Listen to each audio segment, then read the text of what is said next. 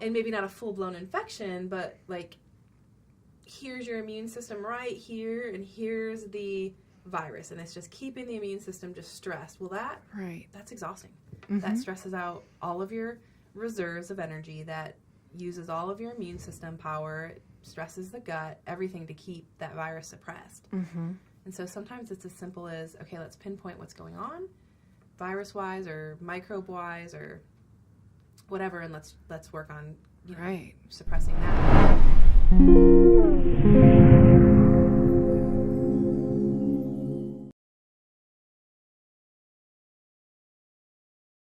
Hello and welcome to the Wellness Plus podcast. I'm your host, Karina Rachel, and I'm joined today by Dr. Tenesha Wards.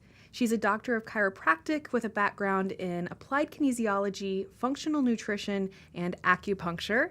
Thank you so much for joining me on the program. Thank you for having me.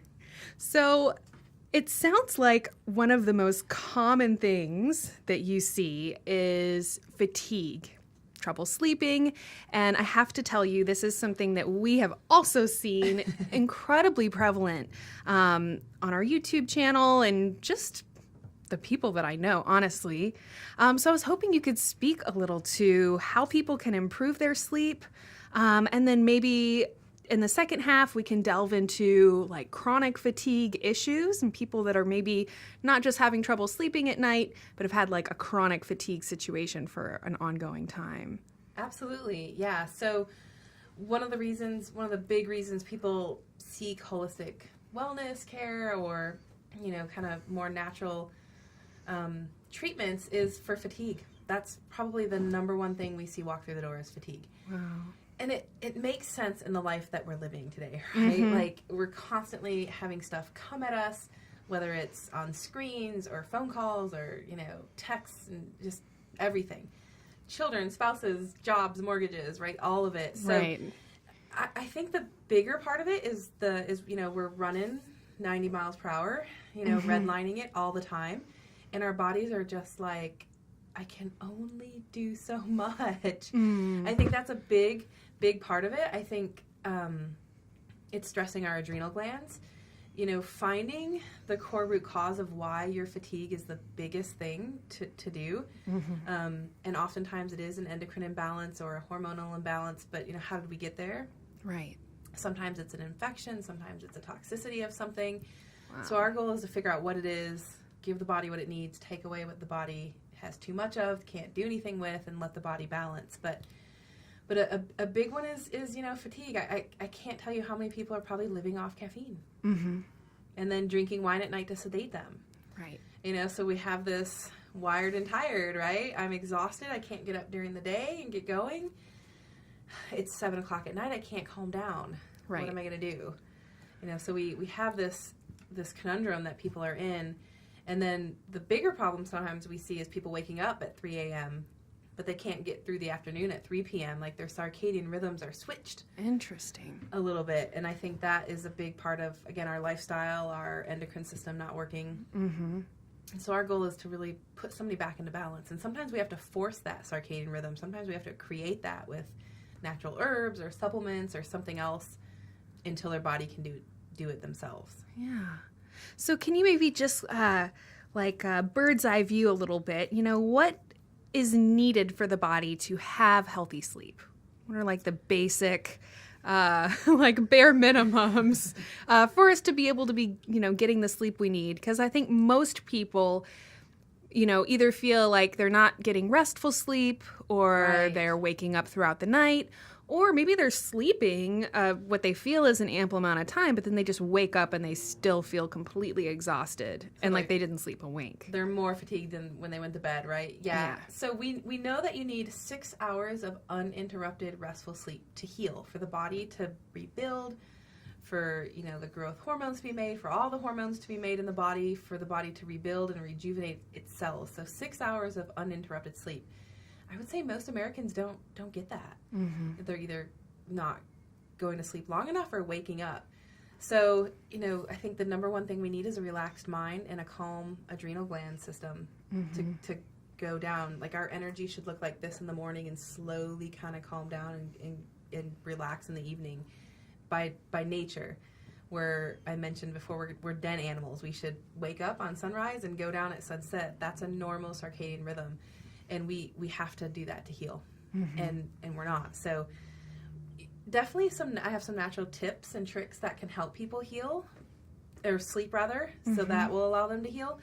But sometimes that's not enough. You have to really dig in and find out what's going on, what's disrupted in my body, what needs to be fixed, what can we change. Acupuncture is a big one for sleep. I found that really kind of calms and relaxes the mind. Of course, meditation or counting. If you're an active-minded person or a type A personality, you really can't meditate very well, right? You can't just clear your mind. So I tell people counting, or even like listening to drumming. Like shamanic drumming has been huge for some of my patients, or like listening to a hypnosis CD, something to keep that left brain busy. Like counting alone will do it. I'll have patients taking a deep breath, hold it for the count of 1, let it out, try to get all the way up to 10, so that you're keeping your left brain, your monkey mind, busy enough to kind of let the right brain relax, and eventually you may fall asleep. Kind of like counting sheep, I guess, right? There's actually some neurology science behind that, of keeping the left brain busy. Interesting. I always wondered where that counting sheep thing came from. Keeps the brain active. Yeah, but that actually makes so much sense now that you explain it. In our practice, we use GABA, which is a brain chemical, a neurotransmitter that is really calming to the system. That sometimes can help. We use it in a cream form or, capsule. We've used melatonin, which it used to be thought that melatonin really doesn't fix anything. It's kind of like taking a sleeping pill. It's only going to work when it's in your system, but there's been some recent studies showing that melatonin can actually help reset the pituitary gland in the body, which is a huge... The pituitary gland, they call it the master gland, or in yoga they call it the third eye. It really does control everything. It's in the frontal lobe of the brain, and it sends signals down to the thyroid, to the adrenals, to the ovaries or testes, male or female. And so the pituitary gland is a huge, huge player in the whole endocrine system, circadian rhythms, as well as the adrenals themselves. We've used valerian root, chamomile, all kinds of things, essential oils, lavender. Those are, just patch you up fixes. They're kind of, they're not really much more than taking a prescription over time, right? Sometimes you can take those things to get you to sleep for a while, and then you're healing other aspects of the body and it's coming back into balance.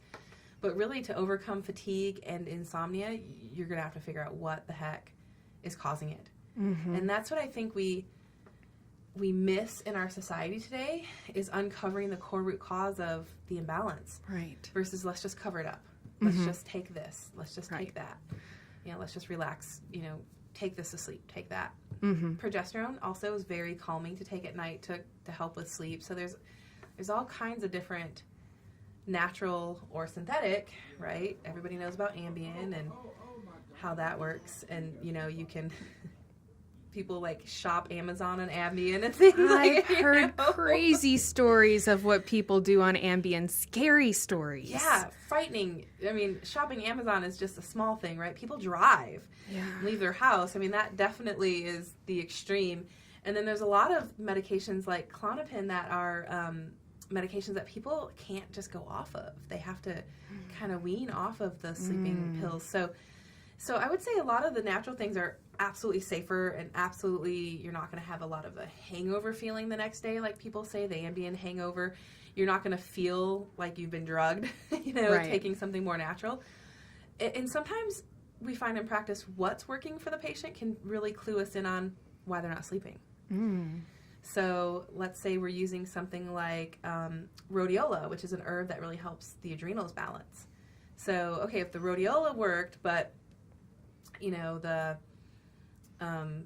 GABA didn't, then I really think that it's an adrenal problem, not a brain chemistry problem. So sometimes we can work backwards from that, but oftentimes let's dig in, let's do some testing. Why are you not sleeping? Right. Can you speak a little bit about the adrenals? I know we talked about this a little bit in a previous podcast about medical mysteries. Yeah. But I think it's just such an important concept for people to grasp, if you can kind of touch on that again. Yeah. So, you talk about the adrenal glands and people are like, I don't even know where they're at, let alone what they do. Right. And it's so crazy because I mean, most of us could open up the hood of our car and be like, oh yeah, that's the battery, that's the oil tank, that's the oil filter, or our computer, like that's the hard drive, that's the motherboard. And a lot of us don't even know where our organs are exactly. So I always like to kind of start with that because I think the adrenal glands are overworked and underpaid. Like most people know where their thyroid is or their liver or their spleen. But the adrenals, a lot of people are like, I didn't even know. They pump out adrenaline, right? And so they're two quarter-sized little glands that sit on top of the kidneys back here, and they pump out adrenaline and cortisol in times of stress, which is a good thing. We want, if a bear is chasing us, to have a whole lot of adrenaline to get away. Like that is the plan. But what we're finding is when people are under stress for weeks, months, years, the adrenal glands pump out all kinds of cortisol, all kinds of adrenaline, and they're under this chronic stress state, and they go like this. And so they can be on high alert. And so some people are just wired all day, and they're just not able to sleep. They can't calm down. You know those people. They talk fast. They move fast. You're like, slow down. Right? That's kind of the first stage of adrenal stress. And then it can kind of start to change and taper where people are really tired in the morning, and then it kind of slowly rises. So come evening, they're still kind of amped, where they were fatigued in the morning. We call those the wired and tired people.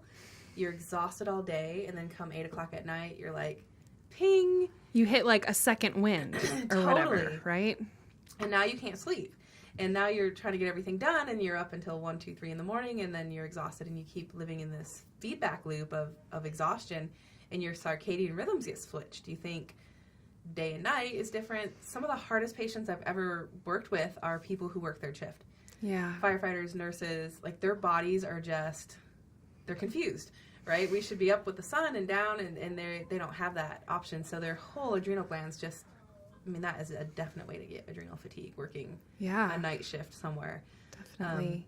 And then we get to a point where sometimes they just flatline, or we get this afternoon dips sometimes first, and then they flatline. So we see this afternoon dip first, if they're like, I'm tired in the morning, but I'm okay, then I just crash.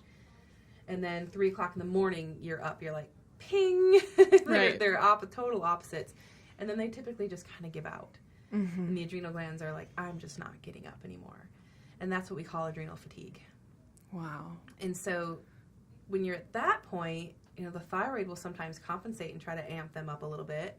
Or when they're stressed, the thyroid may try to slow them down. When they're exhausted, the thyroid may try to overwork, and the pituitary gland will overwork. So now we're in this whole endocrine kind of storm of hormones out of balance. The right signals aren't being sent to the ovaries. Progesterone, testosterone, estrogen aren't being made properly. So now you're exhausted, have insomnia, and hot flashes. And I've seen women as young as 34 or 36 coming in, and their hormones were completely out of balance, and having premenopausal symptoms. And I truly think it's because their adrenal glands were too fatigued and too stressed. Wow. Can you talk a little bit more about how, because that's really fascinating to think that we're just stressing ourselves out all the time. We are, and I think that our culture really, it's just kind of created this really stressful environment where everything's like instant gratification, and we need it faster, and we need more, and we need you to be more productive. And it's just really challenged us to push super hard. And I think that in a way that work ethic and everything is super valuable, but it's like the pendulum swung too far. Yeah. To where it's like people are pounding lots of cups of coffee, all of this, and then they're just always in that elevated adrenal state. Yeah. So it's interesting to think that that doesn't just exist in a vacuum. Actually, these other parts of the body and other endocrine system function is actually going to be affected by that. So then you have a thyroid issue or something that kind of domino effects from the adrenal issue. Absolutely. The body has to compensate. So something goes down, something else has to come up to compensate. Yep. And so we'll see other diagnoses or other things come up that sometimes are, we'll get put on thyroid medication that helps for a while, but we didn't really address the core issue of the adrenals. So it's not going to fix anything. And we're still going 100 miles an hour. And so the thyroid medication is only going to take us so far for so long until the fatigue kicks in again. And to your point of in this society we're in, I think we're addicted to busy. Yeah. Right? You almost, I'm so busy. Like, you almost say it like as a pride thing. Like, I'm so busy right now. Everything's so busy. And people are like, oh, good for you. You're so busy. And then they're like, but you're not sleeping. You look horrible. You have the circles and the hair falling out because the thyroid isn't functioning. And yeah, I am seeing it affect the physical of that. Another thing we're seeing with this fatigue is the gut lining being worn down from, utilizing all the nutrients in the gut to feed the adrenal glands, which is how we get ulcers. So that's another huge issue. So someone might come in once in a while not once in a while, pretty often actually, for fatigue and insomnia, and we do some labs and we start talking to them and we're like, we can't even give you any adrenal support. We can't even give you these herbs because your gut isn't going to absorb them. We need to take a step back, heal the gut, because you've, been so stressed and busy that you're creating a leaky gut situation, which is just one step away from ulcers in the gut, that we need to heal that. Right. To even get you feeling better. Right. When that happens, sometimes I can bypass and give people adrenal support or nutrient supplement through liquid or creams or something if I think the gut's just not going to absorb it. Right. To kind of get them feeling a little bit better. Mm-hmm. And so can you talk a little bit more about the relationship between the thyroid and the adrenal? Because you keep kind of mentioning those. Yeah. And I know that thyroid issues are really, really common. Yeah. Especially like hypothyroidism, and we see so many, questions and comments about that. So I think it's really interesting that you're kind of drawing this relationship between those two. Yeah, I think a lot of adrenal fatigue issues get misdiagnosed as hypothyroidism by the time they get to most Western medicine doctors or most clinics. So the thyroid and the adrenals are inversely proportionate to each other. So if the adrenals are stressed and they're going really high and they're going 90 miles a minute, the thyroid comes in, whoa, we got to slow your metabolism down, bring you back to homeostasis, or you're going to keel over. Wow. You can't live on that. I mean, you hear about stressed out people having a heart attack, right? In high leadership positions or business owners or whatever. And so the thyroid tries to come in and say, okay, let's keep you back to normal right here. But then the thyroid's working so hard that now we see the thyroid has dipped. So now we're seeing this low metabolism, this hypothyroidism, hair falling out, weight gain, all kinds of issues with hypothyroidism. So then you go to your doctor, and guess what? I'm tired. Okay, let's run your thyroid. That's usually the go-to, which is not a bad place to start, but it's not where it should stop. It sounds like it's like looking at it with one of your eyes covered up or something. Absolutely. Like, we're going to look at this problem, but we're going to just totally avoid this other really important just piece. Tunnel vision. Let's just look at one. You're tired, must be thyroid. Like, not even looking at iron or vitamin D or any of these other B vitamins or any of these other things that can help with energy, but just usually thyroid's the go-to. Right. Oftentimes it's just, go home and get some more rest. You've got a lot going on, which can absolutely be a big part of it too, right? You have to slow down your system, just your lifestyle sometimes. But yeah, so the thyroid, comes back low in the lab testing, and then somebody may get put on Synthroid, a synthetic hormone, which helps for a while. It boosts the thyroid. You get a little energy. Maybe you're sleeping better, but then it may not work for long. After 3 to 6 months, you're like, I need a little bit more. And you need a little bit more. And that's when we know, okay, you're missing something. Right. There's an adrenal problem or an underlying something. Sometimes it's in the pituitary. I haven't spoke about that much. Sometimes the pituitary is just not firing properly, so we can work on rebuilding the pituitary. That's been a big one too. Interesting. Can you talk a little bit more about what goes into that? So the pituitary gland drops the follicle-stimulating hormone in women, the thyroid-stimulating hormone. It stimulates the thyroid to make T3 and T4. And so sometimes if there's a low thyroid, the thyroid didn't just wake up one day and say, I'm going to stop working. I've decided I've worked too hard. I'm not keeping this person upright anymore, right? There's something, and oftentimes it's stress or emotional traumas or something can absolutely affect the pituitary gland or the master gland. And so it's just not sending the correct signal anymore. We've also found it could be a toxicity in the system. We know fluoride can affect the thyroid a lot, which also affects the pituitary gland. The first organ, or the first, gland, really to hit anything that goes in our mouth is the thyroid. So a lot of that fluoride can get stuck in the thyroid. We found that can shut it down, which will shut down the pituitary a bit. So if you're drinking a lot of fluorinated water, which is in most city water, some people can't detox that out properly, and so that will congest and shut down the thyroid. So that's one way that the thyroid stops working. Again, the thyroid doesn't just stop working. Something's toxic or irritating it, or something's happening, or it's compensating for something. Other things we've seen is fillings in the body. Again, you're swallowing, it's hitting the thyroid. That can cause an issue. We know gluten can inflame the thyroid. And then when the body sees something inflamed, it does what it's supposed to do and it attacks it. So now we're dealing with an autoimmune thyroid problem, which will definitely disrupt the hormones in the adrenals and cause all kinds of issues as well. Yeah. So protecting the thyroid and knowing what we're putting in our body is so important, and detoxing. Doing a detox every year is a huge, huge way to avoid fatigue. Chinese medicine says you should really do it every change of season, so every quarter.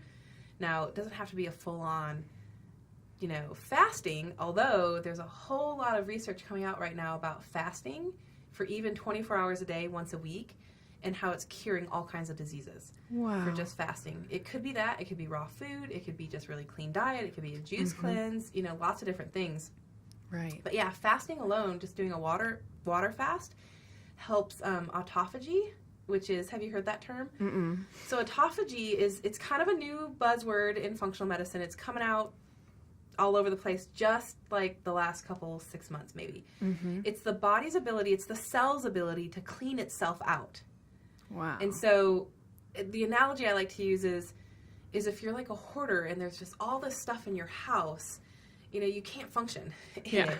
And so the cell just gets all this junk and it can't clean it out. And we're finding that fasting will clean it out.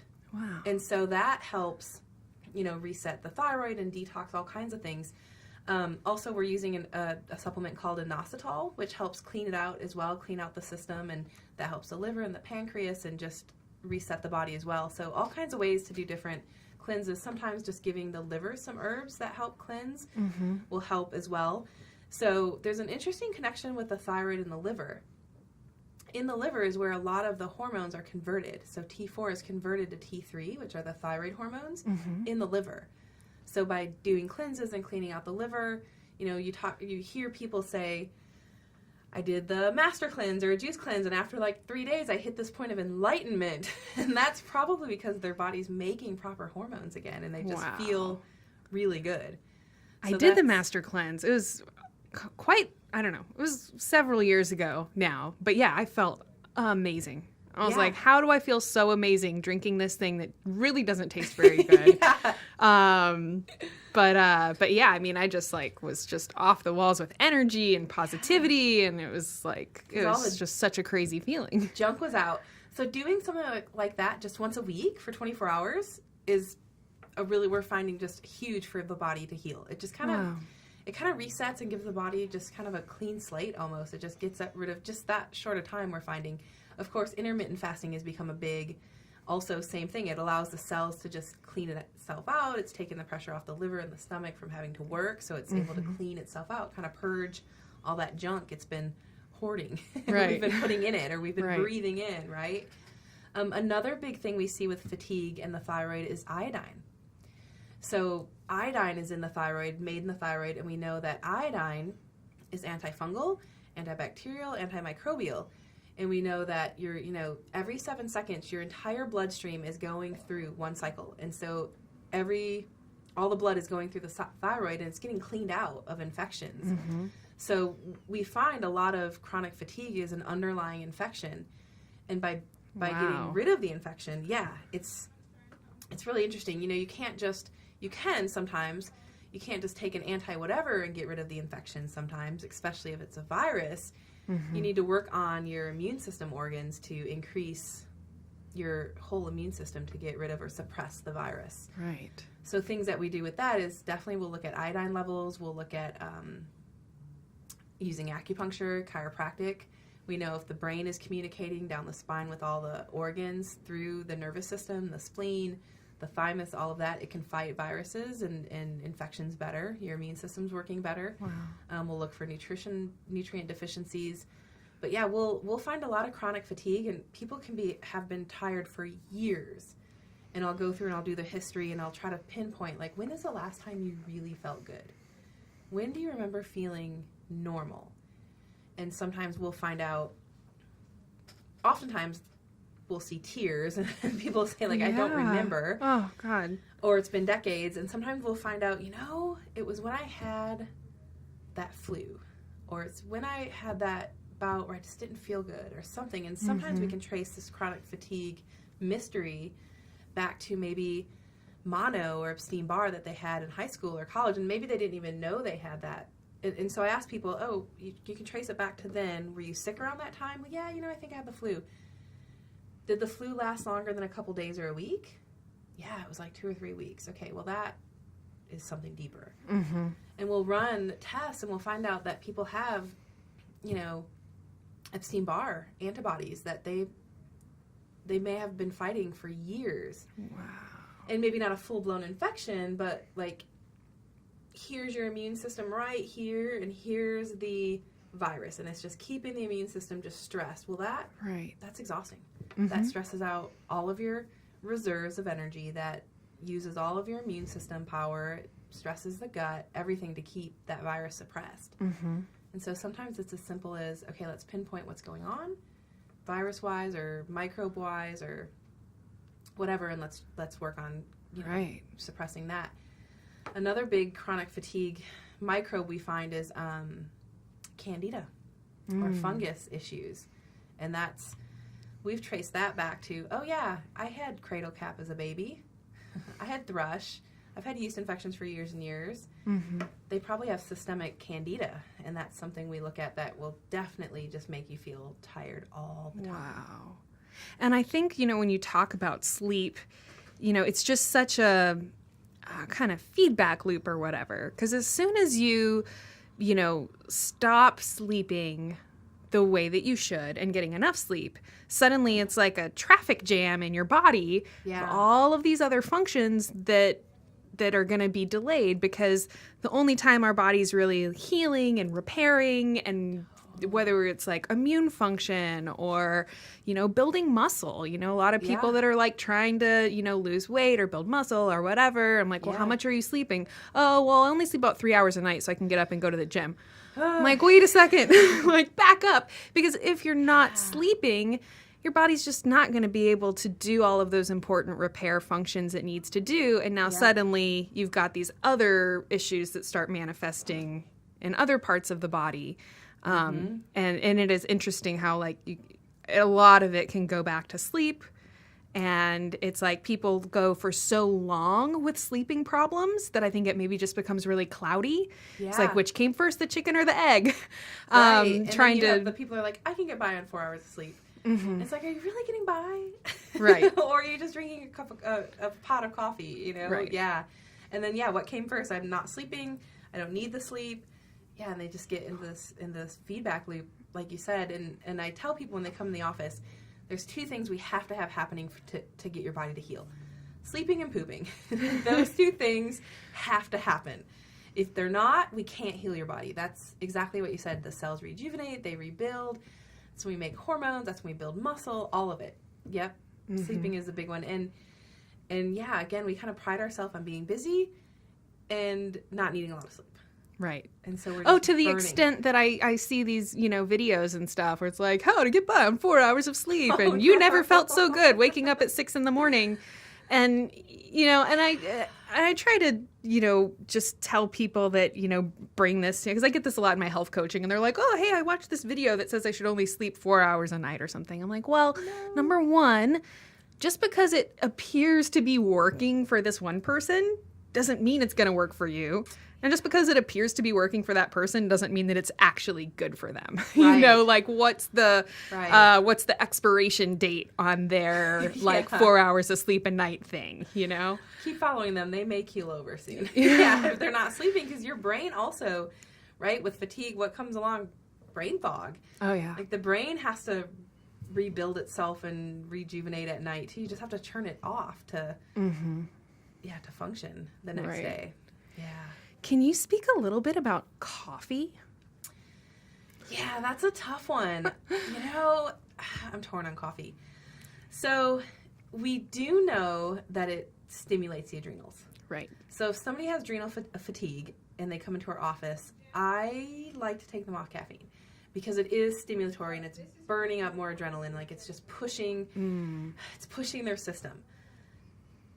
90% chance that they're addicted to it. So that's a tough one. But, if you look at other aspects of coffee, there's antioxidants and, people who do coffee enemas get amazing benefits for detoxing the liver. So, it's a tough one. I think I'm not an extremist. I think everything in moderation, if it's okay for you at the time. Mm-hmm. The big craze lately has been like the butter coffee. Right. And, I what I like about that is the fat helps it absorb slower throughout the day. So you're not getting this, I had coffee, I had caffeine, woo, and then you tank. Right. Right? So I think that that's actually pretty brilliant, putting either butter or coconut oil or MCT oil in it. I think that that's a really good happy medium. But if somebody's dependent on it, there's a problem. Mm-hmm. There's a bigger problem. We have to look at it. Right. And people are like, I can't think till I have my coffee. Well, yeah, the caffeine is pushing adrenaline. So then you're stressing your adrenals. Like, that's a problem. The other thing with coffee is it is acidic. It's very acidic. And so that's another thing that can cause fatigue is if your pH balance is very, very acidic in your body versus being alkaline. Things that alkaline us are like greens and, green leafy vegetables and certain fruits. Like the food that's real food coming from the vine and the plant's very, very alkalizing. So I have a couple of tips on how to alkalize coffee because, as you can imagine, that comes up all the time. Yeah. You want me to give up my coffee to heal? And if I have people test their first morning pH, and that's a good indication if you're very, very acidic. We want it somewhere between 6.8 and 7, and it has to be first morning having had been asleep 4 hours. So for some people, that's even hard to do. But having been asleep at least 4 hours, 6 is best. And if it's lower than 6.8, they're too acidic. If it's higher, they're alkaline. So lower, the reason why we don't want somebody acidic, there's a book out there called Alkalize or Die, kind of extreme, but there's a lot of trueness to it. We know that fungus, bacteria, viruses, and parasites don't live well in an alkaline environment. So that if you can keep your inner terrain and your body more alkaline, you're not going to get these microbes that are going to knock your immune system down. You're going to have to fight. That will cause more fatigue. So coffee's acidic. So there's that. So I have some patients mix it with chicory root when they brew it. Cool. Which is pretty neutralizing, so it brings it back to neutral. It's alkalizing, rather, so it brings it back to neutral. And then baking soda. I just have them put a little bit of baking soda in their coffee. And that neutralizes it, so it's not as acidic. Right. So that helps. Interesting. And a couple patients I've been able to get off coffee, and they've done some of these alternatives that are made out of chicory root or dandelion root. One of them is called Dandy Blend that People's Pharmacy carries here in town. That's coffee-like, or I have them mix the two. Right. A lot of them will just start doing decaf, and I'm like, well, for you, maybe it wasn't the caffeine that was the issue. Maybe it wasn't the adrenal gland issue of the caffeine. You're acidic, so that, that's still happening in the caffeine-free. We want to actually alkalize it a little bit. Or, they're doing alkaline foods throughout the day that will help offset that acidity. Right. There's also, I've recently found this, it's called Purity coffee, but they really, their big point is that they are really careful with selecting the beans and making sure that there's no mold and mycotoxins on the coffee beans. And then they actually roast the beans to maximize antioxidants. Oh, wow. Yeah, and so it's really cool. So you look at it, and it's got all these antioxidant benefits, and then they talk about how a lot of the jittery sensations you get from coffee can actually be from the mold that on the beans. So just so I love it. I've been drinking it for a couple weeks now, and I really love it. Where do you get it? I just order it online. I'll have to look for it. But I really love it. And I've noticed a difference since I started drinking it. And I feel better, and I still I still think that you're right. There's a point where like you're too dependent on coffee. Yeah. And so I've really been working on like pulling myself back. But I did notice a big difference just from like switching to a higher quality, like cleaner coffee. Yeah. And it made me kind of start to realize now when I do like drink a regular coffee from somewhere, and I'm just like, you can taste Interesting. that like it tastes more acidic, it tastes more bitter. And so it's just kind of interesting. And, we talked in a previous podcast about like the processing of the wheat. Yeah. And how people can sometimes like eat wheat and bread products in Europe, but then they can't eat them here just because of like the like pure disgusting processing. And I thought, well, I wonder if there's an element of that with the coffee too. Like, just by like having a much higher quality, like cleaner coffee, maybe it's going to be able to, not have as many harsh effects. Dave Asbury with Bulletproof, the Bulletproof guy, says exactly that. Like his coffee doesn't have molds and fungus on it, and it's more pure. Mm-hmm. I wonder if that coffee is more alkaline. Yeah. I don't know. It definitely doesn't taste as bitter, which made me feel like maybe it's not as acidic. Yeah, I can do it. But yeah, and I think that's an interesting thing about coffee. And, because we'll have this perspective like, oh, I want to eat healthy. I'm going to try to eat organic or whatever. Right. But then like people are just like rolling through Dunkin' Donuts and drinking the coffee like 3 or 4 times a day. And I just, I think it's a combination of, the amount. Like I think a lot of people are just drinking too much because they lack on the energy and they get that dip. And then you throw in like the quality of the coffee, and then you can start talking about like, well, what else do you put in it? Yeah.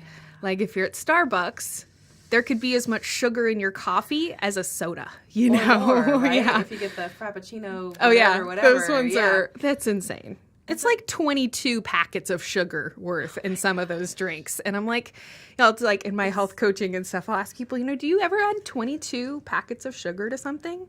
Just a 20-ounce Coke, I think, is like 16 packets of sugar. I'm like, have you ever added 16 packets of sugar to your tea or whatever? Like, I think people just don't. We don't know. Yeah, they can't really conceive of like how much, And that will definitely cause a fatigue dip, right? Like they're going to go, wired for about an hour. Right. And then absolutely have a crash. Right. Yeah. Whew. And maybe that brings us to like another interesting point of like blood sugar and sleep and, like the consumption of sugar. And I think just in general, people are on like that blood spike roller coaster. Absolutely. And so maybe like, does that have an effect on their ability to sleep at night? Yeah. Sometimes, doing just a really thorough history and asking people all kinds of questions, what they're eating, what they're not eating.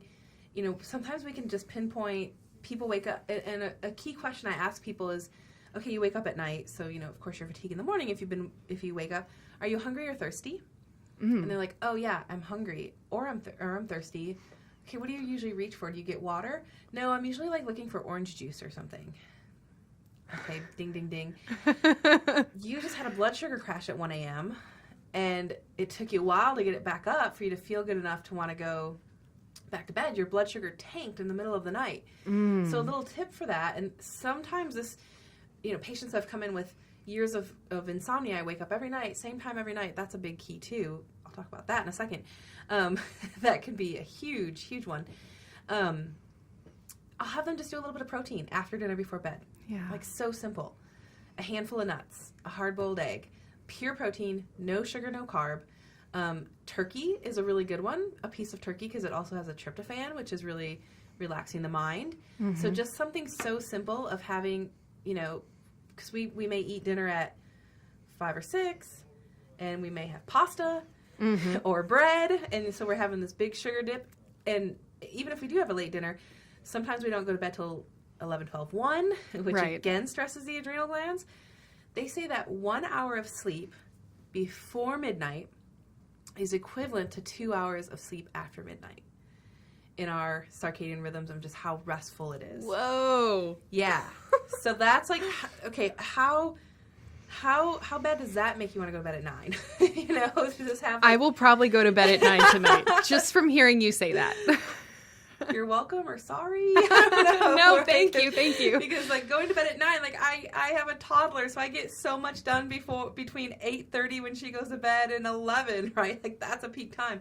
But just going to bed that early. Wow. So yeah, if you eat dinner at 6 or 7 even, and you're not going to bed till 1 or 2, we wouldn't go that long in a day without eating typically. Right. So just just giving that protein and literally like 8 almonds, 8 cashews, not anything. You don't have to have a meal because most people aren't wanting a meal at that time, but that will just stabilize the blood sugar.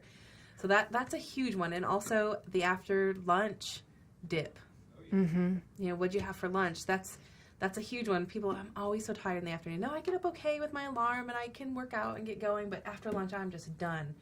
You know, so many people are on the go at lunch. Where are you eating? Yeah. You're driving through, you're having business lunches, you're eating sandwiches or, you know, something high sugar carb, and you're having this up and down. So we do a lot in our practice of, we use some pancreatic enzymes to help with that. We've used like chromium and cinnamon and different things that can help stabilize blood sugar if they're going to have some of that.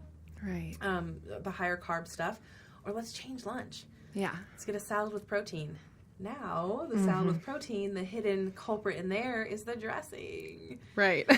My husband is a chef, actually, so I know all about what can go into dressing to make it taste good in a restaurant, and it's usually tons of sugar. Yeah. It could be probably 16 packets like you were talking about, right? Even the vinaigrettes. Mm-hmm. Sometimes, and that's why they're, you know, so good. So I'll have to talk about, okay, let's get the salad with protein, but let's just do oil and vinegar and see if that works versus the creamy something. Right. I know. And that is so strawberry. hard too, because, you know, in a lot of cases, it's the dressing that like makes you able to eat the salad. And I and I find myself in that situation sometimes. And so I know that, you know, telling people to like, oh, don't have dressing, or like, I'll actually like sometimes carry like my own dressing with me if I know I'm going to be going out somewhere. But I just tell people, you know, and if you're making dressing at home, you know, like use the restaurant trick or whatever, sweeten it a little bit, but use something like honey or maple syrup or something that actually is going to have some minerals and have some like good stuff for you as well. So it's not just like pure refined sugar. Right. But that's a big, you know, I think it's a big leap for people when they are trying to transition from restaurant food, because you just don't realize that like they're not accountable for how much sugar and how much sodium is in the food. So they're just like, they're probably really heavy-handed with that stuff, right? Yeah. So like as people are transitioning to a healthy diet, I just kind of let them know like, hey, you may find that as you're making these healthier foods, add some honey or add some extra sea salt or whatever, because your taste buds have gotten so used to eating these like really like hyper flavored foods, right? That, you know, and that's why people are like, oh, it's like healthy food, it tastes so bad. And it's like, well, it doesn't taste bad, and your body does like grow to crave those foods.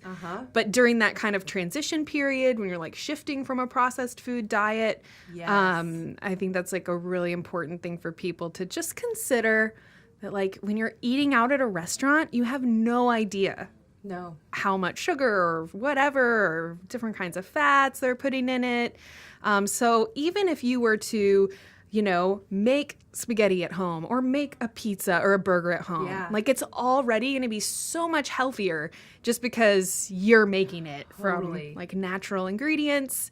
And then you can kind of ration how much of those things that you add, you know, just enough to make it good enough for you to eat it. But by and large, it's never going to have as much sugar or salt as, you know, what you find in a restaurant. Well, they have to make it taste good, right? Like they have to sell it.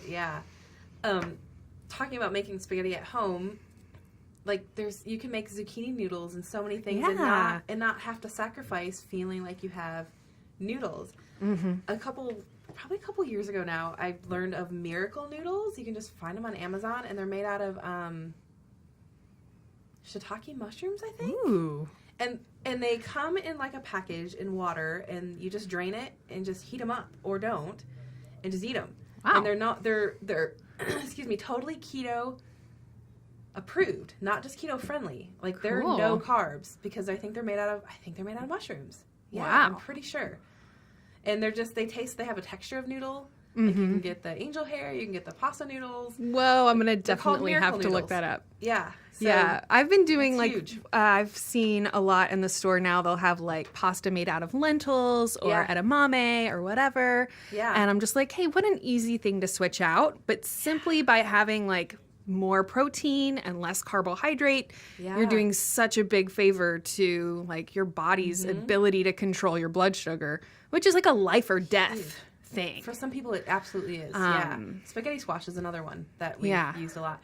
But like you were saying, the healthy food, people say it tastes bad. That's just until you retrain your palate, and get off the processed stuff, because I think it's addictive. Yeah. I think sugar is more addictive for most people than nicotine. I've had people rather give up cigarettes in my practice all day long, but not sugar.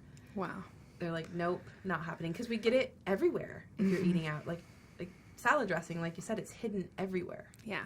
And so it's your body's just addicted to it, and it causes those up and down crashes, which cause fatigue. That's stressful also on the adrenal glands. Interesting. So now you've got it from like two pieces. Now The you're blood sugar constantly going up and down is going to affect your sleep and I would say like your overall health in general. But just that stressful blood sugar situation adds more fatigue to your adrenals. Your body goes, oh my gosh, she gave us all the sugar and now she took it away. When am I going to eat again? Kind of thing. Yeah, it just stresses it out. The adrenals have to help break down the sugar, and then when it's gone, when you crash, the adrenals are freaking out that it's not running on sugar anymore. Yeah, it's a vicious cycle. Just get off the sugar if you can. Yeah. And I think that, you know, it's important for people to, you know, like you said a minute ago, like moderation is key, you know, and just do what you can. Like I see so many situations where I'm working with someone, I'm trying to give them health advice, and you can start to see them like, just it's like it feels like too much and they don't know what to do. And I'm like, no, I'm just like throwing out lots of ideas so that you can pick the things that feel workable for you. Right. You know, so maybe you're listening and you're like, oh, I can switch out, you know, using honey instead. Yeah, or we're I talking can about refined sugars, getting off the refined sugars. So yeah, still sweeteners that your body knows how to break down, what to do with it. Yeah, just use honey or something. Right. You know, and especially in this whole like sleep thing, you know, it's like just any little thing you can do, like avoiding carbohydrates at night, eating a little protein before bedtime. What would be some other like, I don't know, simple recommendations like that for people to help them sleep? For blood sugar or sleep? I guess just sleep in general. Definitely no screen time. 2 hours before sleep, which is so hard. Yeah. How many of us are returning our emails or scrolling social media before bed or something that keeps that left brain active versus reading a book or something that's not, and it's specifically the left brain that's active of having to take all that information in, but it also activates the right brain as far as colors, like the more creative side. The different colors when you're scrolling something, and you know, specifically versus an email is probably more left brain, but scrolling or watching a movie or a TV show, it's the screen changing and the colors coming at you and the different information keeps the brain active.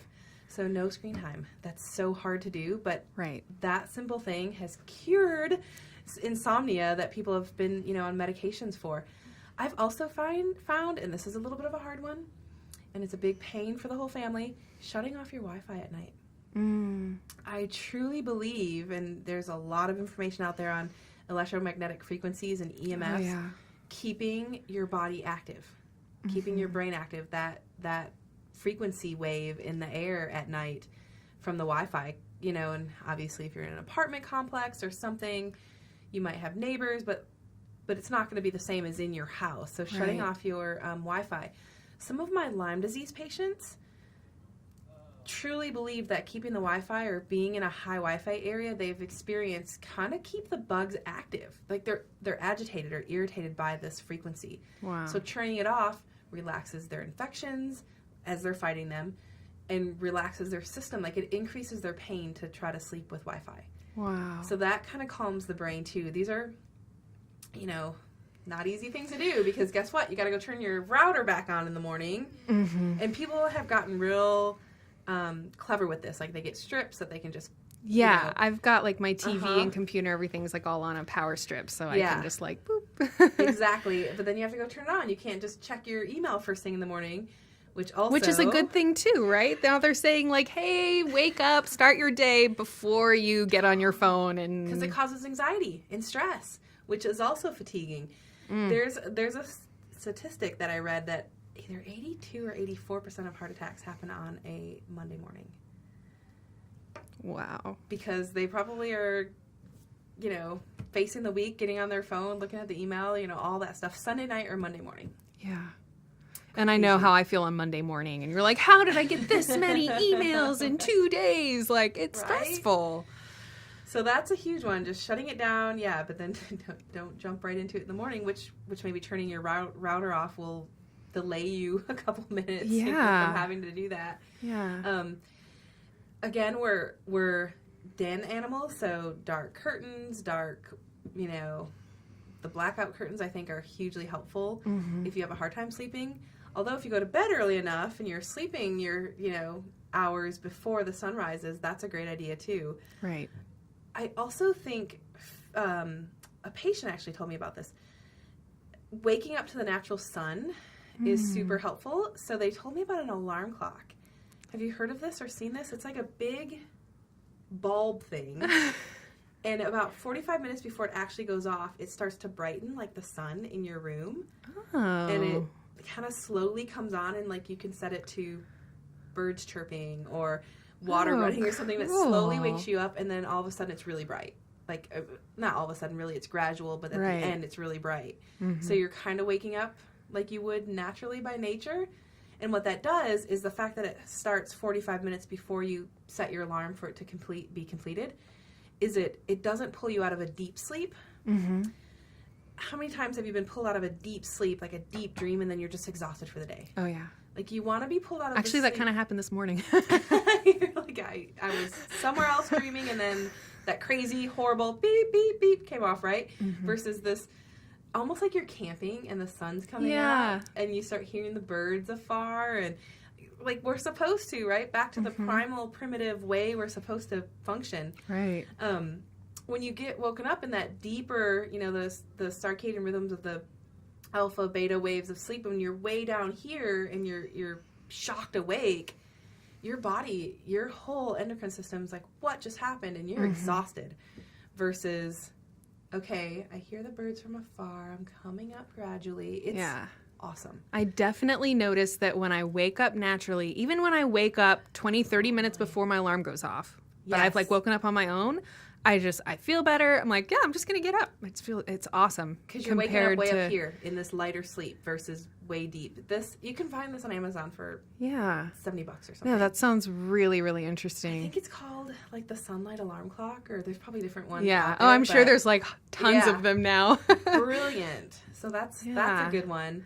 I mentioned earlier we have used melatonin, GABA, kava is another good one, valerian root. All of these help sleep, help the body kind of calm down, calming the adrenals at night with natural methods, essential oils, some adrenal herbs that can calm things. Just finding out what the problem is though. But if it's blood sugar, that valerian root's not going to help you. We got to balance that blood sugar. So really finding someone to work with and figuring out, why am I not sleeping? Sometimes it's just something on your mind. I mentioned in a previous podcast, we're the only country in the world that separates mind from body. So sometimes just writing down everything on your mind on a little notepad, like everything that's stressing, like just getting it out, I'm going to deal with this tomorrow, can be enough to calm your adrenal glands. Definitely. Otherwise, you're fight or flight. What am I going to do tomorrow? Who do I have to call? Kind of thing. I'll actually keep a little like notepad, and I have like a little light that I can, just like a little battery powered thing. So if I'm like laying there at night, and you'll just have this like one thing that you're thinking about, or I'm like planning for tomorrow, and I'm always thinking like several days in advance, and I like fall asleep thinking about how I'm going to introduce the podcast tomorrow. But I'll actually get out my little notepad and just write it down. And then something about just like writing it down. I'm like, okay, well, in the morning I'll be able to look at that, and then I'll be able to determine, like, was it really important enough for me to sit there and think about for 40 minutes before I fell asleep? But you're so right, like journaling before bed. Getting it out. Yeah. Just getting, a lot of people like to do a gratitude journal, but I'm more of what's on my mind. And sometimes, instead of writing it, I will email it to myself. So I really don't forget it because, I have to check the emails at some point in the morning, right? So, yeah, oftentimes people wake up at night with something on their mind. Yeah, write it, get it out. But if you're waking up the same time every night, in acupuncture, the certain organ meridians have certain alarm point times. So, for example, the liver is between 1 and 3 a.m., and so it could mean a couple things. If you're waking up between 1 and 3 a.m., it could be a congestion with the liver. We need to do a cleanse. We need to look at something to detoxify the liver, to support the liver. But also in the acupuncture meridian there's an emotion attached to each organ. Oh, wow. So, for example, the liver is related to anger. So sometimes, okay, you're waking up between 1 and 3, and I'll ask people, what's going on when you wake up? What are you thinking about? And let's talk through that. Is there some anger that needs to be released? Are you holding on to something? What else, what is this deeper about? And they're like, oh yeah, I'm waking up thinking about this person or this incident, and yeah, that brings me anger. Huge Wow. to work through. And sometimes just recognizing it or acknowledging it is enough. Other times they have to go work on it with somebody. We sometimes do flower essences in the office around certain emotions that can come up, like Bach flower type flower essences and things that can help clear emotions a bit. So that's kind of another thought of if it's every time. And some patients tell me, oh yeah, it's 2:37. Wow. Every time I look at the clock, it's 2:37. Wow. Or whatever the number is. And so I'm like, okay, that means something. Let's dig deeper into Yeah. this. Or it's at least a clue to help us, take a little closer look at Absolutely. something. I was remembering what you were saying about that the right brain is very like color oriented. One of the things I've been doing at night to help me start like relaxing, because I will just be like constantly going right up until the moment I crash out, is watercoloring. Oh, nice. Like watercolor pencils, because you can do it in bed. Yeah. Because you just use the pencils, and then you just need like one little cup of water and a little paintbrush. But anyways, so it's I like love that. super fun and colorful. But I just notice when I'm doing it, I just get super relaxed, and my breathing gets really slow and deep. And So that I tells me just you're like, probably in your left brain all day long. yeah. Yeah. You're probably in the intellectual, logical, and then finally you get into the creative side and your body's like, okay. Yeah, and I mean, it's just, so I just kind of That's a wondered, great like, one. that color aspect that's coming from it. And I just, like, I already, like, love colors and playing with colors and stuff anyways, but, like, for some reason at night when I'm watercoloring, it's just, like, this, like, crazy... It's probably meditative. Yeah, it's very Yeah. meditative. So I just wonder if, like, also the colors are, like, helping stimulate the right brain, and Must it's, like, be. kind of, like, So you're adding balancing. to that effect. I love that. And then I also sleep with a sleep mask. It's like very, and if I can't find my sleep mask, I'll just grab a black t-shirt and like wrap it over. Because Put it over. for whatever reason, like even just the tiniest bit of like light coming under the door, or like, if the moon is really bright coming through the Yeah. window, just even a little bit of light, I done for it. can't quite fully relax. And then once I go completely blackout, it's like I just notice this like different thing. I'm like, Your body's like, yeah. So you would probably not be able to use that sunlight wake up time for the sun. I don't know if it'd get through the mask. Well, I don't know if my mask usually stays on all night. Oh, like that's it true. seems like I usually wake up and it's like on the floor or whatever. Across the room. But no, it's definitely very, very interesting to try. And I'm going to try to go to bed before midnight too, because that's so interesting that 1 hour that you sleep before midnight is worth 2 hours of sleep after. Yes. I mean, that's insane. So you're saying it'd be better to like go to bed much earlier and wake up earlier than going to bed later and sleeping in. Yep, exactly. Wow. Yep. You'll get more restful sleep. Yep. Kinda Very like the sun. cool. Go to sleep when the sun comes down, and when it comes up is the perfect. But of course, we're living our lives where we're working 16, 18-hour days. Right. And that's just not worth it. Right. Or then that's just not going to work, right? So you'd have to, it's a conscious effort to do it. Mm-hmm.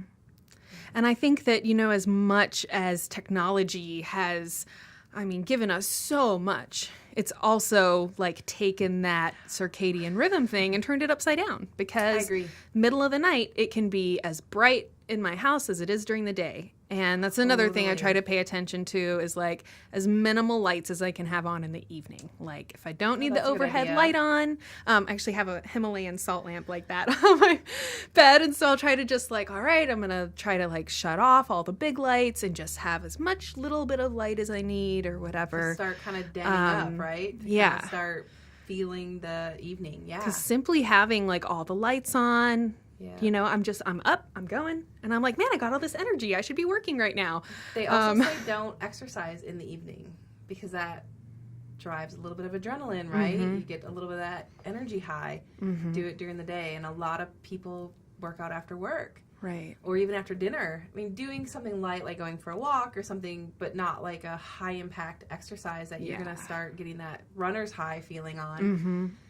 Yeah, 1 o'clock in the morning, you're like, I feel good. Yeah. Yeah, and you don't know why. I do find that like doing some like yoga and stretching at night will do a lot. Or like if I'm laying there and I just really can't sleep and I'll like get up and stretch a little bit and Yeah, that's definitely more calming. yeah, it's almost like the physical tension like creates mental tension or something. And then if I can relax or take a hot bath or even just noticing like, wow, I'm sitting here clenching my fists or I'm like, whatever, you know, but can start like having like this physical relaxation and physically trying to, there's also this magnesium. Oh, yeah. Like magnesium calm The drink. natural calm. Yeah. Yeah, Yep, we have that in our office.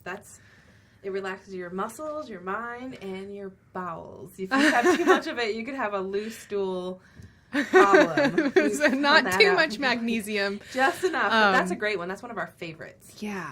Yeah, but it's Yes, interesting. yummy. And I think that, you know, kind of compounded by the fact that so many of us are like living pretty sedentary lifestyles. And, you know, like, I think that there's you know, like a mental aversion to things like yoga or exercise. Yeah. Like people just feel like, oh, I don't want to do yoga or I don't want to do this. Or, you know, people say things like, I'm not flexible enough for yoga.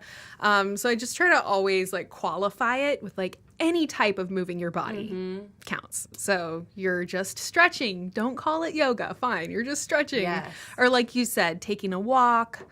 I think that it is important that, like, especially if you've been really sedentary all day, do some kind of movement or something before bed, just so that your muscles aren't sitting there, like, quenched as you're trying to relax. I just saw on the news the Dallas Cowboys were doing yoga. Oh, At their good. practice. Like, it caught my eye. I was like, oh, wow. And, yeah, they were like, you don't have to be flexible. Like, they were showing them, like, halfway doing a move, but... They're talking about how it counterbalances all the higher impact work that they do to kind of, you know, stretch and relax the muscles. But yeah, huge. Yeah, it was a huge shift. I was like, that's awesome.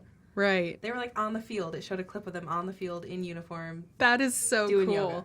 Well, and it's so funny because, you know, like you think a lot about like yoga and flexibility, but from talking to a lot of the yoga teachers on our channel, they're like, well, it's not so much about flexibility as mobility.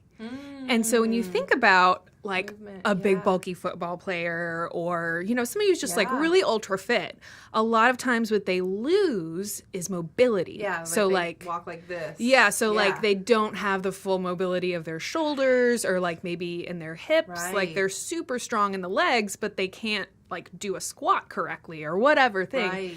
Right. So I just thought it was really interesting that, you know, there can be an inverse relationship sometimes between like flexibility and mobility and muscular strength. And like, so yoga is a great way to kind of get both of those things. Yeah. But I do think because I think there's probably a lot of people who may be listening to this and they're like, oh, well, I'm really active. I work out all the time. Yeah. That's not it. And it's like, well, the stretching is super important for also like keeping your mobility and, you know, helping your muscles to stay healthy. So they're not just getting like visibly bigger, but your body's actually still able to maintain all of the motions it's supposed to be able to do. Absolutely. And definitely from that point of muscular tension, you could be really active and in really great shape, but still have a lot of that muscular tension when you go to lay down at night. Yes. that can be really remedied a lot by just some simple stretching, or putting your legs up the wall is another that's one a I'll huge do one. at That night. brings down blood pressure and heart rate. Yes, absolutely. I recommend a lot of yoga for a lot of my patients that sit sedentary all day. Mm-hmm. Yeah, because their body doesn't move. Right. Yeah, love it. So, Dr. Wards, I just want to thank you so much for being here today. We covered a lot of ground, and I think there's probably still room to even do another episode on chronic fatigue, which I feel like we didn't really get into as much. So I just want to thank you so much for being here, and I look forward to our future programs.